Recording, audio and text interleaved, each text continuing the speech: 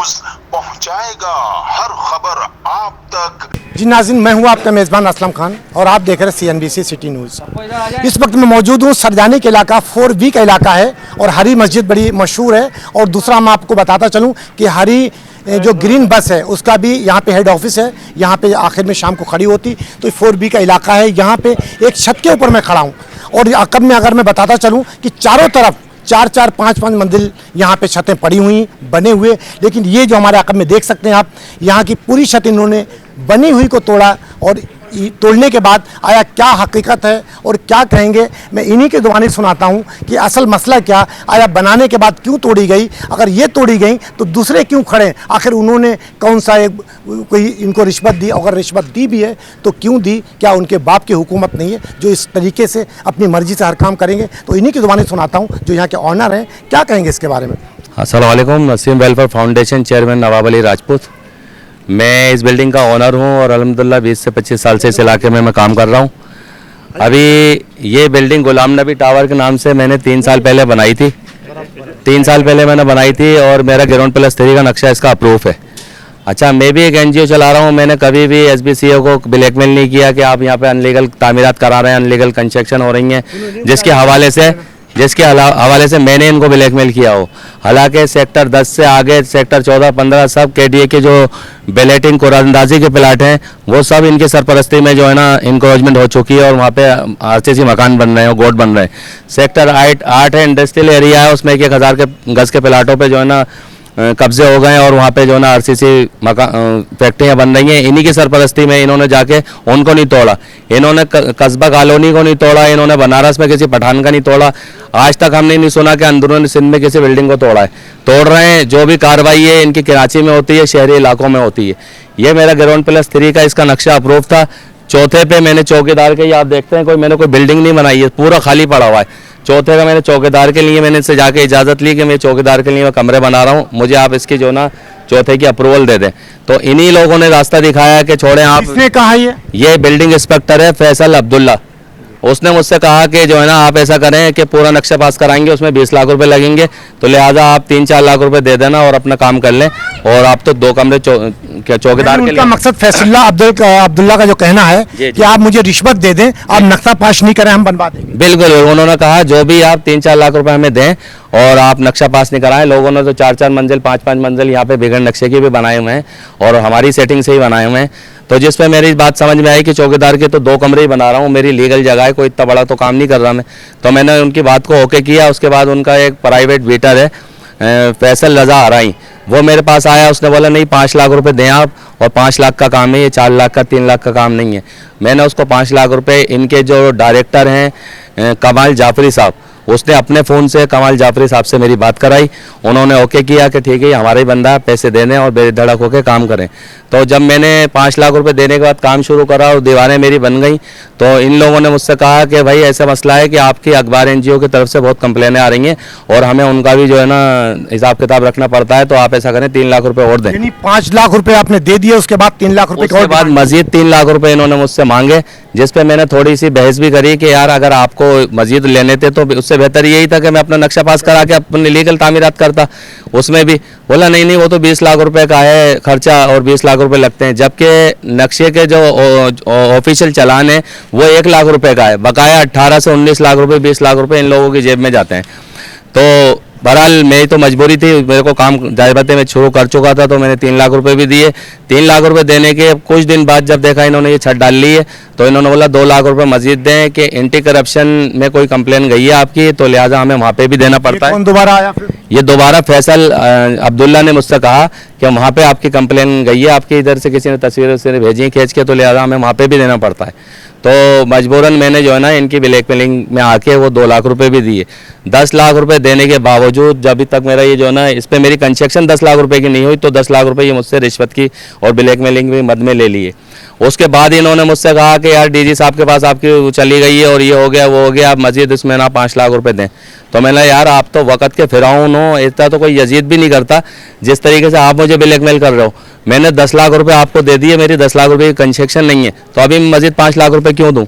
इतना कह के मैंने जो है ना इनको मना कर दिया, इनकार कर दिया। उसके बाद इन्होंने बिना किसी नोटिस के और बिना किसी इतला दिए जुम्मे की नमाज के बाद इन्होंने ऊपर आए और दरवाज़ा तोड़ के इन्होंने इस पर तोड़फोड़ शुरू कर दी। जबकि हाई कोर्ट का ये हुक्म है कि कोई भी बिल्डिंग अगर आबाद है तो उसमें अगर किसी की आपको डिमोलिशन करनी है तो आपको हाई कोर्ट की परमिशन लेनी है। उसके बावजूद इन्होंने बिना किसी परमिशन के तोड़फोड़ शुरू कर दी और इससे पूरी बिल्डिंग में खौफ और हरास पाया गया। जितनी भी लेडीज़ें ख़वातीन हैं ये परेशान हो गई कि जलजला आ गया, क्या हो गया, खुदा ना खस्ता। जब मैं आया तो इन्होंने मुझे देख के इन्होंने हथौड़ा रोक दिया, बोला अभी भी वक्त है, अगर 5 लाख रुपए देते हो तो हम वापस चले जाएंगे। मैंने बोला मुझे आपको 1 रुपया भी नहीं देना, आप इसको जो है ना आप बिल्कुल से डिमोलिश करें, बकाया जो इसका मलबा है वो मैं खुद नीचे उठा के फेंक दूंगा। लेकिन आपने जो सुरजानी में जिन जिन जगहों पे आपने तामीरात कराई हैं आपकी सरपरस्ती में हुई हैं, मेरा काम है उनको इदारों को ऑन करना और आपका काम है उनको डिमोलिश करना। तो अब सुरजानी से मैंने इनको कह दिया है कि तमाम मैं एक रियल एस्टेट एसोसिएशन का चेयरमैन भी हूँ, तो मैंने अपने तमाम रियल्टर भाइयों को ये वाजे कर दिया है कि आप इनको ब्लैक मेलिंग में आके या किसी भी उसमें मद में आप इनको पैसे नहीं देंगे, सब अपने नक्शे अप्रूव कराएं और अपने लीगल तामीरात करें। और ये इनकी जो भत्ताखोरी है और ब्लैक मेलिंग अब ये नहीं चलेगी। प्राइवेट फैसल रज़ा आराई, आप कोई इदारे के बंदे नहीं हैं, आप प्राइवेट हैं और यहाँ तमाम जगहों पे चाहे वो लियारी हो या सरजानी टाउन हो या लियाकताबाद हो, आप धड़ल्ले से यहाँ पे आके रिश्वत लेते हैं क्योंकि आपके बाप की जागीर नहीं है। कभी आपने जिस तरीके से कहा कि अखबार वाले आते हैं, चैनल वाले आते हैं, आपने मुझे कभी ख़रीदने की कोशिश की, मुझे पैसे दिए, मैं आपके पास नहीं आया हूँ। तो आप मीडिया को ही बदनाम करते हैं। आप मुझसे बात करें फिर मैं आपको बताऊं कि किस तरीके से मीडिया को पैसे दिए जाते हैं। जिस तरीके से इन गरीबों के साथ आपने जुल्म किया इसका हिसाब आपको देना पड़ेगा, क्यों कि अदालत हर जगह खुली हुई है, हर कोई बिकने वाला नहीं है, ना कोई ख़रीदने वाला है। लेकिन इस चीज़ आपको देखना है कि जिस तरीके से आप आके गरीबों से 10 लाख रुपए, आप 12 लाख रुपए ले चुके हैं इनसे, उसके बावजूद भी आपने इनसे रिश्वत की डिमांड की। जब इन लोगों ने नहीं दिए तो उसके बाद इन्होंने आपने आके इसको तोड़ दिया। आखिर क्यों? जो पूरे सरजानी के अंदर मैं आपको दिखाऊंगा, विंडो में आप देख रहे हैं कि जिस तरीके से दूसरे 4-4, 5-5 फ्लोर बने हुए, क्या वो आपके बाप की जगह? उसको आपको नज़र नहीं आया कि उन्हें आपने नहीं तोड़ा? क्यों कि इन्होंने पैसे आपको आपकी डिमांड के मुताबिक नहीं दिए। आपके अफसर ने, इनका कहना है कि मैं नहीं कह रहा हूँ, ये खुद वही कह रहे हैं जिन्होंने आपको पैसे दिए कि आपने पहले 5 लाख की डिमांड की, फिर 5 दिए, फिर आपने 3 लाख की डिमांड की, 3 दिए, उसके बाद कंटिन्यू आप इनसे डिमांड करते चले आ रहे हैं। आखिर क्यों? ये कब तक चलेगा? आखिर वज़ीर-ए-आला सिंध कहाँ बैठे हुए, कहाँ कानों में तेल डालकर आप सो रहे हैं? आपको नज़र नहीं आ रहा? ना तो गवर्नर सिंध को नज़र आ रहा कि जिस तरीके से धड़ल्ले से कोर्ट के ऑर्डर होते हैं कि यहाँ पे तामीर नहीं होगी, लेकिन सरजानी के अंदर उसके बाद भी तामीर हो रही थी, चाहे उसमें थाना इन्वॉल्व हो या KBC इन्वॉल्व हो। आखिरी लाएमल क्या होगा? आपका टूट भी गया है, पैसे भी आपने दे दिए, अब आप क्या करेंगे इसके बाद? देखें, मैं ये चाहूँगा कि जो नुकसान मेरा हुआ है वो किसी का नहीं हो। हमारी Surjani United real estate association ने कल एक जो है ना मैनेजमेंट कमेटी का इजलास बुलाया था। उस इजलास में ये तय हुआ है कि इनके खिलाफ हाई कोर्ट जाएंगे।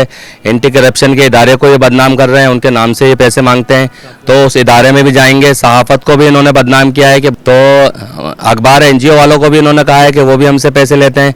तो अभी हमारा जो लाया अमल है वो यही है कि हम हाई कोर्ट जाएंगे और एंटी करप्शन जाएंगे और जो मुताल्लिका इदारे हैं उनमें उनको जाएंगे। DG SBCA को भी हमने एक एप्लीकेशन लिखी है और अपने तमाम डॉक्यूमेंट्स भेजे हैं।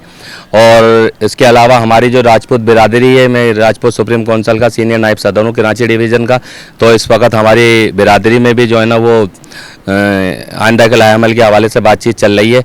और अगर हमारी सुनाई नहीं हुई तो इंशाल्लाह हम एहतजाज करेंगे और भरपूर एहतजाज करेंगे। SBCA के दरवाजे के ऊपर जाके करेंगे और प्रेस कॉन्फ्रेंस भी करेंगे हम, और इंशाल्लाह प्रेस क्लब पे भी जाके एहतजाज होएगा। और इनको छोड़ेंगे नहीं। ये जो इनकी SBCA के जो प्राइवेट ठेकेदार हैं और भत्ताखोर हैं, तो इनको किसी न किसी दायरे में आके काम करना पड़ेगा। ये जो शहरियों को नुकसान करते हैं, पैसे भी लेते हैं और बनवाते भी हैं और तोड़ते भी हैं मुख्तलिफ तरीके से, तो इनको जो है ना अपना किबला दुरुस्त करना पड़ेगा। आप नाम क्या आपका? नवाजिश अली। नवाजिश अली। आप इसी बिल्डिंग में इसके नीचे ही रहते हैं। इसके नीचे छत है। जब तोड़ी थी आप कहाँ थे? उसमें घर छोड़ के नस पड़े। घर छोड़ के भाग गए आप? आगे क्या करते भाई? उनको आपने कहा नहीं कि आखिर क्यों तोड़ रहे, हम नीचे रहते? मैं आया था, ये नवाब भाई भी खड़े थे, इन्होंने बोला कि ये पुलिस वाले, अरे मेरी घर वाली ये बीमार है। बोल मैं गई, अल्लाह। आप देख सकते हैं बुजुर्ग हैं, इनसे बोला भी नहीं जा रहा है, इनकी आंखों में आंसू हैं।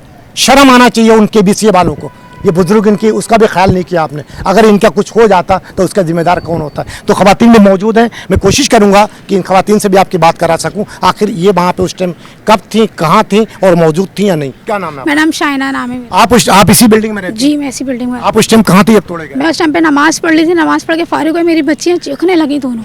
तो जब चीखते मैं बाहर आई, मैं ऊपर आई, मैंने कहा ये, उन्होंने कहा बच्चों ने कहा ये ऊपर का कुछ तोड़ लें। मैं ऊपर आई तो ऊपर एक यहाँ खड़े हुए थे एक आदमी, उन्होंने कहा आप नीचे जाएं, अगर आप कुछ बोलेंगे ना हम आपको पकड़ के ले जाएंगे। हम आपको कैसे पकड़ के ले जाएंगे? क्या उनके बाप की हुकूमत है पकड़ ये मुझे नहीं पता, उन्होंने कहा कैसे कहा, लेकिन उन्होंने हमें डराया धमकाया और सब लेडीज़ को उन्होंने नीचे भेज दिया। उन्होंने सब लेडीज़ को भेजने के बाद सब बच्चे इतना बुरा तरह से चीख रहे थे, ऐसा लग रहा था जैसे ज़लज़ला आया हुआ, जैसे कोई खुदा ना करे जैसे कोई छत ऊपर आन के हम पे गिर जाएगी ना। कोई आदमी घर में नहीं था, सारी लेडीज़ है 3 साल सारे घर के अंदर। उस टाइम इतना खौफ था ना जिसकी कोई इंतहा नहीं, जिसकी हद से ज़्यादा। टाइम क्या था तोड़ने का? तकरीबन 3:30 साढ़े 4 का टाइम था फिलहाल, ये 4 बजे का टाइम था, यही कोई मैक्सिमम टाइम था फिलहाल। लेकिन इतनी बुरी तरह से आवाज़ें आ रही थी ना जिसकी कोई इंतहा नहीं। जी, एक इंतशाप और हुआ जब ये खवातीन वहाँ पे आई और आने के बाद इन्होंने कहा कि क्यों तोड़ रहे हैं, तो इनको धमकी भी दी गई कि मैं आपको उठाकर अंदर कर दूंगा। आखिर क्यों? इनका कसूर क्या है? क्योंकि गरीब इलाके में रहती हैं, ये कसूर है इनका। आप जाए ना उन इलाकों के अंदर, आप में ताकत है तो उसे भी रोकें। क्यों कि जिस तरीके से सरजानी के अंदर आपने रिश्वत का बाजार गर्म कर रखा है, मैं दिखाऊंगा आपको, CNBC दिखाएगी कि किस तरीके से आप पैसे लेकर काम करते हैं, इसका हिसाब भी आपको देना पड़ेगा। कैमरामैन शकील अहमद के साथ Aslam Khan, CNBC city news Karachi. इस वीडियो को लाइक करें, हमारे चैनल को सब्सक्राइब कर बेल आइकन जरूर प्रेस करें हमारी न्यू वीडियो सबसे पहले देखने के लिए।